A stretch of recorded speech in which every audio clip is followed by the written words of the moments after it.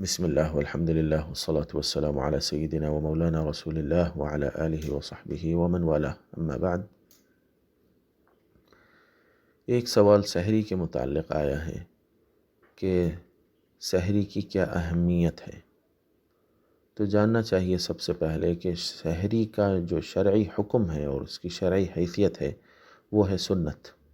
بعض فقہا نے اس کو سنت مؤکدہ کہا، بعض نے اس کو سنت غیر مؤکدہ کہا، لیکن وہ سنت ہے۔ تو اب اس کی جو فضیلت آئی ہے اور اس کی اہمیت آئی ہے تو بہت ساری احادیث میں اس کا ذکر آیا اور اس کی فضیلت آئی ہے اور اس کی اہمیت کو بیان کیا گیا ہے۔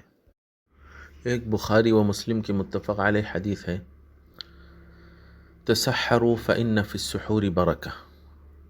آقا علیہ وآلہ والسلام نے ارشاد فرمایا کہ سحری کیا کرو کیونکہ سحری میں برکت ہے۔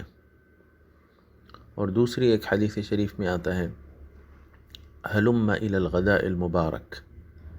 حضرت عرباض بن ساریہ رضی اللہ عنہ فرماتے ہیں کہ نبی اکرم صلی اللہ علیہ وآلہ وسلم نے مجھے رمضان میں سحری کے لیے بلایا اور فرمایا آؤ مبارک کھانے کی طرف۔ اور اسی طرح اور ایک حدیث شریف میں آتا ہے، انہا برکۃ اعطاکم اللہ ایہا فلا تدعوہ۔ حضرت عبداللہ بن الحارث سے یہ مروی ہے کہ اصحاب نبی صلی اللہ علیہ وآلہ وسلم میں سے ایک شخص حضور پاک علیہ وآلہ والسلام کے پاس اس وقت داخل ہوئے جب آقا علیہ وآلہ والسلام سحری فرما رہے تھے۔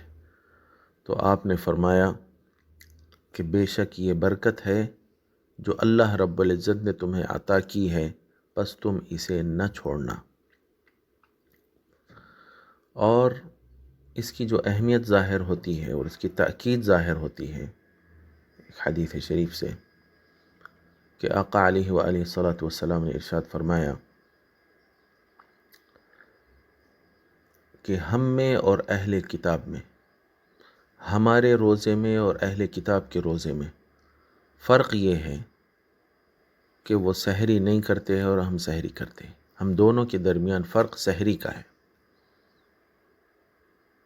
فرق ما بیننا و بینہم السحور، ہمارے اور ان کے درمیان فرق سحری کا ہے۔ اور اسی طرح ایک حدیث شریف میں آتا ہے کہ آقا علیہ وآلہ والسلام نے ارشاد فرمایا، لا تزال امتی بخیر او لا يزال الناس بخیر ما عجلوا الفطر واخروا السحور۔ لوگ اس وقت تک خیریت سے رہیں گے جب تک کہ وہ افطار میں جلدی کریں گے اور سحری میں تاخیر کریں گے۔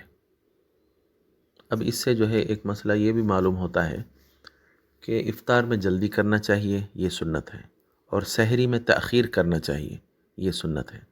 بعض لوگ کیا کرتے ہیں، آدھی رات کو ہی کھانا کچھ کھا لیتے ہیں اور اس کے بعد پھر اس کے بعد سو جاتے ہیں، تو یہ مناسب نہیں ہے۔ اگرچہ کہ سحری ان کی ہو جاتی ہے، سحری کی نیت سے اگر وہ کھا لیں آدھی رات کے بعد، کیونکہ سحری کا وقت جو ہے آدھی رات سے شروع ہوتا ہے۔ یہ بھی ایک مسئلہ آپ کے جو ہے گوشت گزار کر دیتا ہوں کہ آدھی رات سے سحری کا وقت شروع ہو جاتا ہے۔ اس کے بعد اگر سحری کی نیت سے کوئی آدمی ایک گھونٹ پانی بھی پی لے، ایک کھجور کیوں نہ کھا لے، اس کی سحری ہو جاتی ہے، سحری کا ثواب اس کو مل جاتا ہے۔ لیکن سحری میں جو تاخیر کرنے کی سنت ہے وہ چھوٹ جاتی ہے۔ جتنا تاخیر کر کے سحری کریں گے آپ فجر کے قریب تک، اتنا زیادہ بہتر ہوگا۔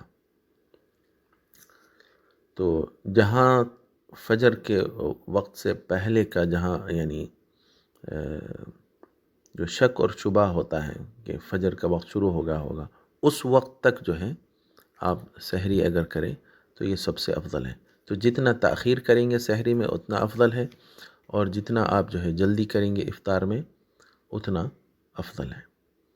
تو جب تک یہ چیز کی پابندی کرتے رہیں گے لوگ، اس وقت تک خیریت سے رہیں گے، فرمایا سرکار صلی اللہ علیہ وآلہ وسلم نے۔ اور لوگوں کے جاگنے کی جب سے عادت جو ہے بڑھ گئی ہے، اس وقت سے دیکھا جا رہا ہے کہ سحری کے معاملے میں لوگ جو ہے اس میں تاخیر کی جو سنت ہے اس کو ترک کر رہے ہیں، جاگتے ہیں، پھر کھاتے ہیں، پھر اس کے بعد کیا کرتے ہیں، فجر سے پہلے سو جاتے ہیں۔ تو اس میں ایک تو فجر بھی جانے کا خطرہ ہوتا ہے، اور دوسرا سحری میں جو تاخیر کی سنت ہے وہ ترک ہو رہی ہے، کثرت سے لوگ ترک کر رہے ہیں، میں دیکھ رہا ہوں۔ بہرحال یہ سنت کی جو ہے پابندی کرنا چاہیے، اور اس کی جو ہے اہتمام کرنا چاہیے، اور تاکہ ہمارے اور اہل کتاب کے درمیان بھی فرق ہو جائے، اس کا جو ہے اہتمام کرنا چاہیے، اور اس کے ذریعے اللہ رب العزت کی برکتیں حاصل کرنا چاہیے۔ واللہ ورسولہ اعلم و احکم۔